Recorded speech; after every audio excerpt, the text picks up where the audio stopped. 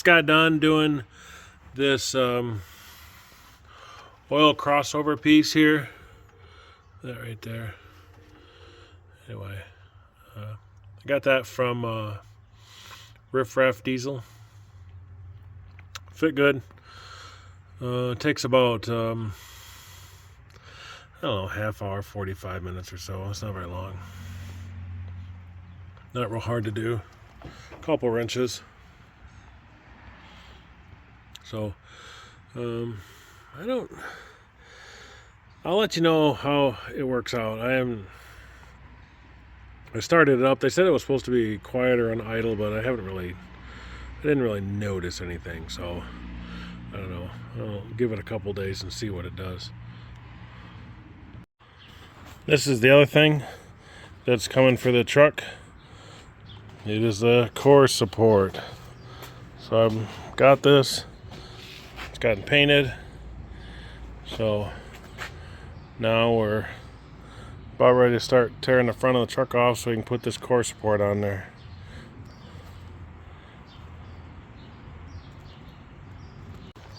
Well, today's the day. We're going to start another bigger project. We're going to replace the radiator core support. I have a different header panel for it. We'll see if it's any better than this one. We're going to replace this fender and the headlights. All the headlights assemblies. So this should be quite a project. Anyway, we're hoping it goes relatively smoothly. So, alright, so I got the battery boxes out, both battery boxes. This is the header panel. It's kind of beat up. This is the core support, and you can certainly see why it's bad.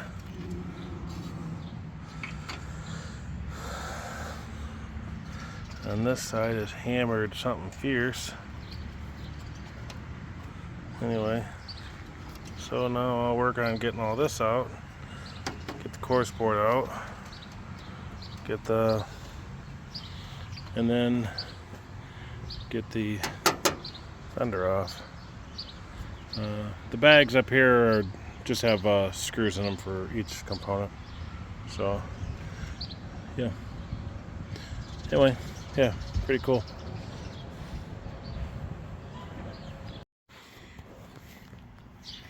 Well, got stuff cleaned up, parts cleaned up, hanging out to dry.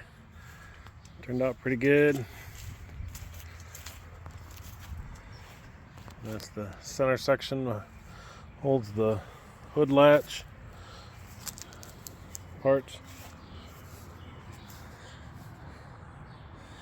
One little flaw in this, this paint here, this Rust-Oleum, 30% greater corrosion metal resistance. If you read back here, it says it needs 5 to 9 hours to handle and 24 hours to dry. Oh, that's fun. So these parts are going to be sitting on the line drying for a long time. So this project just slowed down quite a bit. So, okay, we are very close. As you can see, it's pretty much ready to come out. I broke a few bolts, and a few bolts had to get cut. Some of these, like this one here, this stupid nut that's soldered on or welded on the backside, was broke. Anyway, so cut those off, broke a few bolts. Nothing critical, but it's there. I am a little concerned about these punctures, or these through my evaporator condenser, my condenser. That might be the reason my AC is not working so hot. So I'll check into that. Anyway, so I should be, the next few minutes I should have it ready, I should have it pulled out. So hopefully. Well, I got it. It's probably easier to pull the radiator, but I got it. And here it is. You can see how bad it is.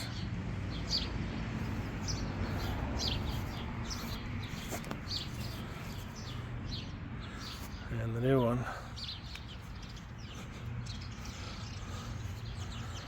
So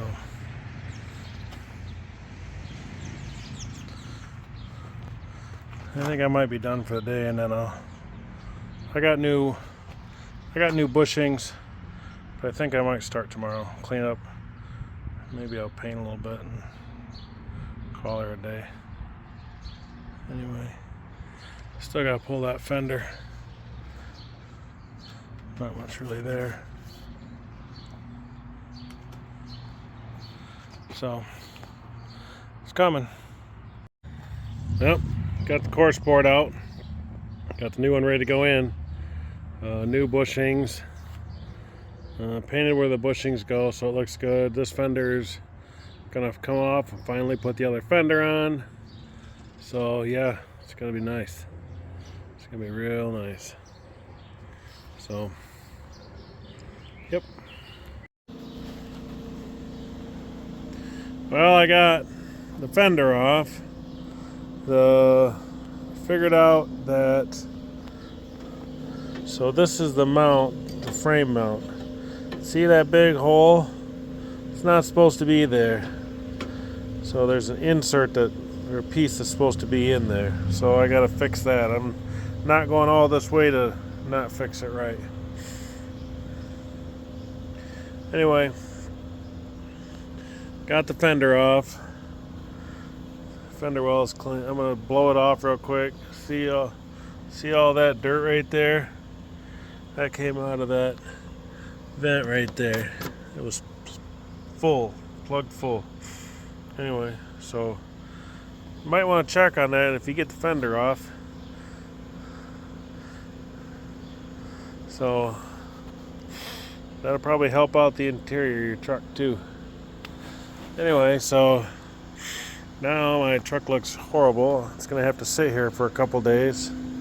Course support's ready to go, and it has to sit here. We gotta wait for paint to dry, fix the frame, and then paint that, and then we can start putting stuff back together. So yeah, just another day. Well, kind of worked myself into a standstill now. I can't put the course board in until I get those holes fixed down there. I can't really do, I mean the fender's on, but I can't really do much more than that until the course board's in. Then I can start figuring out everybody. So yeah, kind of stuck.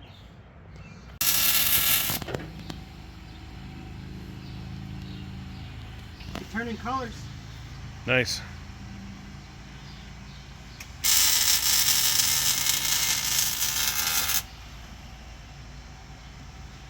That's the sound you don't get to hear.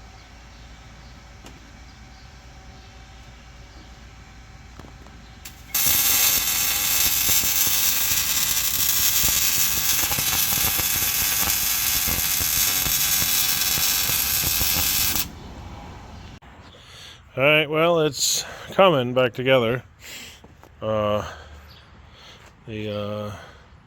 This fender needs to get adjusted. This fender over here just got adjusted. The core support is pretty well in. I haven't put the top bolts on, but I got the bottom bolts. I've been using lots of seize compound so it doesn't, I can actually take it off if I need to. Getting the wiring or here, getting ready to go back on. So, new body shims, got them all straightened out. This fender looks pretty good. I chipped it already, so that's out of the way. So, yeah, it's coming. It's just taking time.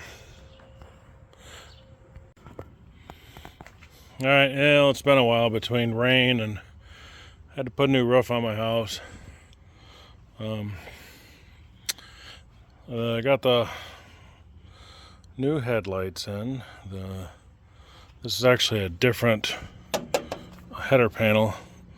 Core support's obviously in, everything buttoned up. Batteries are back in, they're not connected, but they are buttoned up. I fixed the battery hold down screws, so the batteries don't have bungee cords holding them anymore. I'm just ready to connect the batteries and I can fire it up. Ordered a set of LED bulbs for the headlights, and I should be in good shape. So, yeah, the next video will be it completed, but we're very, very close now, very close. So I pulled my ECM out of the truck and getting ready to install that, and the ECM did not want to come out. It took a long time to get the ECM out because it had corrosion all over the case, and this side wasn't too bad, but that side was real bad. It was stuck in there. Anyway, so I had to work it out, cleaned up the case, and now I'm getting ready to put it all back together. Unfortunately, the sticker that goes on it, that's the remains of the sticker. The sticker is gone. So trying to read the sticker is a hassle. So wish me luck. Well, today we're working on the truck. Back to the truck. We're doing some small stuff. We did the crankcase ventilation modification, which that is the crankcase ventilator piece that goes right there, and we got the hose and all that. So I gotta get an extra clamp, and I found out my boot, the red boot right there, has got a rip in it, so I gotta fix that. But today we're going to take that off and make sure so we have good airflow, and we're gonna paint that blue, and we're gonna paint that blue, so everything is pretty. Anyway, keep in touch. We'll show you how it's done. So I got the piece out. So this is the horn that fits in there, sticks way up in there and impedes airflow. So now you can see that there's no impeding. I made that piece right there. Fits nice and tight. Fits good. These guys are getting sprayed, and then once they're done, we'll put it all back together.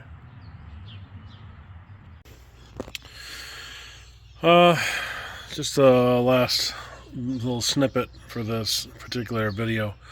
I did the crossover. I didn't really notice anything on the crossover, whether it made anything more better or anything. So I'd say its helpfulness is, yeah. The air intake, when I pulled that horn off, that seemed to help. But I will tell you about, so I did the crankcase ventilation mod, painted those couple pieces, of course. And if you look down here, right there, that nice little blue can, that's where this hose right here went to that, except the, see these fittings? See how small they are? See this fitting? See how big it is? So I tried this to make it work, and it worked for a minute, but then it started pushing oil back up out of the oil out of the dipstick tube. So once I took this off, disconnected this, then everything was fine. So I got to take this piece off. This isn't going to do anything anymore. So I'll probably add a little bit of tubing to this and then run this down the line a little farther.